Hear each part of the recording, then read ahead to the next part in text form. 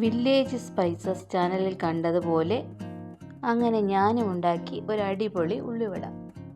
ഉള്ളി ചെറുതായിട്ട് നല്ല നൈസായിട്ട് അരിഞ്ഞെടുക്കണം. 3 വലിയ സവാളയാണ് എടുത്തിട്ടുള്ളത്.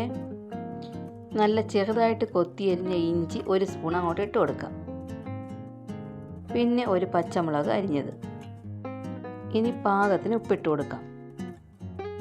എന്നിട്ട് കൈ വെച്ച് നല്ലവണ്ണം തിരുമ്മി എടുക്കണം. നല്ലവണ്ണം വെള്ളം വരുന്നത് വരെ നല്ലവണ്ണം കുഴച്ചെടുക്കണം. ഒരു തുള്ളി പോലും വെള്ളം ഒഴിക്കാൻ പാടില്ല. ഇനി ഇതിലേക്ക് 2 സ്പൂൺ കടലമാവ് ഇട്ട് കൊടുക്കാം. അതുപോലെ 2 സ്പൂൺ മൈദയും ഇട്ട് കൊടുക്കാം. ഇനി 1 ടീസ്പൂൺ മുളക് പൊടി. ഇനി 1 ടീസ്പൂൺ പെരുംജീരകം, അതായത് വലിയ ജീരകം.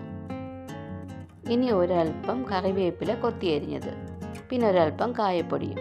എല്ലാം കൂടെ നല്ലവണ്ണം മിക്സ് ചെയ്തെടുക്കാം. ഇനി ഒരു ചട്ടിയിൽ എണ്ണ ചൂടാക്കാനായിട്ട് വയ്ക്കാം. എണ്ണ ചൂടായതിന് ശേഷം ചെറിയ തീയിലിട്ട് വേണം പൊരിച്ചെടുക്കാൻ.